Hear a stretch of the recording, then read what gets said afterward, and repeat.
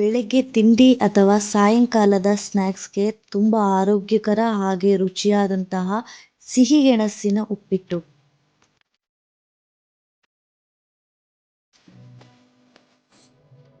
Welcome back to Meghamadhava YouTube channel.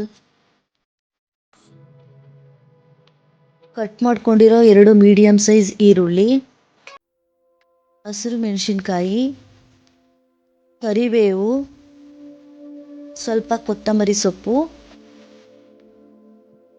1 spoon ಕಡಲೆಬೇಳೆ, 1 spoon ಉದ್ದಿನಬೇಳೆ, ಸ್ವಲ್ಪ ಸಾಸಿವೆ, ಸ್ವಲ್ಪ ಕಾಯಿ ತುರಿ, ಸ್ಟೀಮಲ್ಲಿ ಬೇಯಿಸಿರೋ 3 ಗೆಣಸು. ಸಿಹಿ ಗೆಣಸು ನಮ್ಮ ಆರೋಗ್ಯಕ್ಕೆ ತುಂಬ ಅಂದರೆ ತುಂಬಾನೇ ಒಳ್ಳೆಯದು. ಇದರಲ್ಲಿ ವಿಟಮಿನ್ ಎ ಇರೋದ್ರಿಂದ ನಮ್ಮ ಕಣ್ಣಿನ ದೃಷ್ಟಿಗೆ ಒಳ್ಳೆಯದು. ಹಾಗೆ ವಿಟಮಿನ್ ಸಿ ಇರೋದ್ರಿಂದ ಇಮ್ಯುನಿಟಿ ಪವರ್ನ ಹೆಚ್ಚಿಸುತ್ತೆ. ವಿಟಮಿನ್ ಇ ಇರೋದ್ರಿಂದ ಸ್ಕಿನ್ನ ಹೈಡ್ರೇಟ್ ಮಾಡುತ್ತೆ. ಹಾಗೆ ವಿಟಮಿನ್ ಡಿ ಇರೋದ್ರಿಂದ ನಮ್ಮ ಹಲ್ಲು ಹಾಗೆ ಮೂಳೆಗಳಿಗೆ ಒಳ್ಳೆಯದು. ಇದರಲ್ಲಿ ನಾರಿನಂಶ ಅಂದರೆ ಫೈಬರ್ ಇರೋದ್ರಿಂದ ನಮ್ಮ ಡೈಜೆಷನ್ಗೆ ಒಳ್ಳೆಯದು. ಹಾಗೆ ಕರುಳಿನ ಆರೋಗ್ಯಕ್ಕೂ ಸಹ ಒಳ್ಳೆಯದು.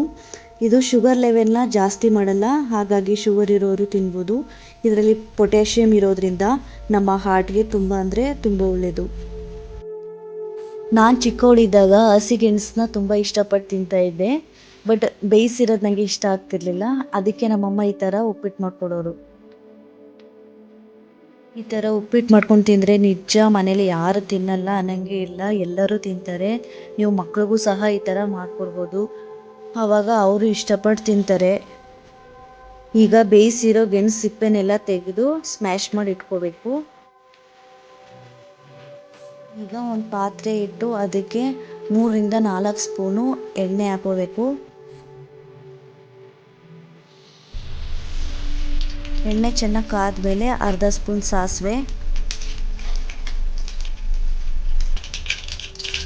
1.5 ಸ್ಪೂನ್ ಕಡಲೆಬೇಳೆ,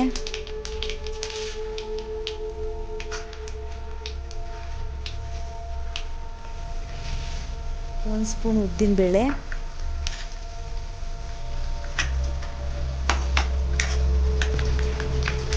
ಫ್ರೈ ಮಾಡಬೇಕು. ಅದಾದಮೇಲೆ ಕರಿಬೇವು,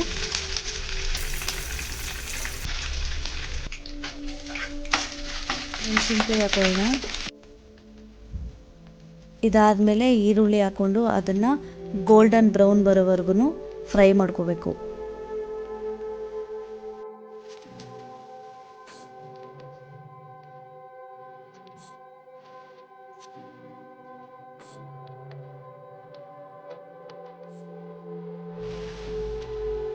ಹಾಗೆ ಸಾಫ್ಟ್ ಆಗೋವರೆಗೂ ಫ್ರೈ ಮಾಡಿಕೊಂಡು ಕಾಯಿ ತುರಿ ಹಾಕೋಬೇಕು.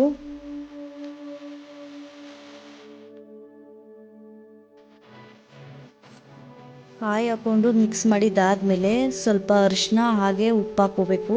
ಆ್ಯಕ್ಚುಲಿ ನಾನು ಉಪ್ಪು ಹಾಕೋದನ್ನ ಮರ್ತಿದ್ದೀನಿ, ನೀವು ಇವಾಗಲೇ ಹಾಕ್ಕೊಳ್ಳಿ.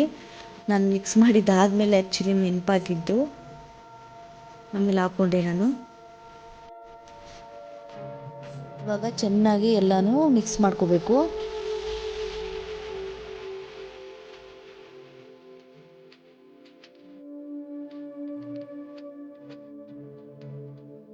ಚೆನ್ನಾಗಿ ಮಿಕ್ಸ್ ಮಾಡಿದ್ದಾದಮೇಲೆ ನಾನು ಉಪ್ಪು ಮರ್ತೆ ಅಂತ ಹೇಳಿದ್ನಲ್ಲ, ಅದನ್ನು ಇವಾಗ ಹಾಕೋತಿದ್ದೀನಿ.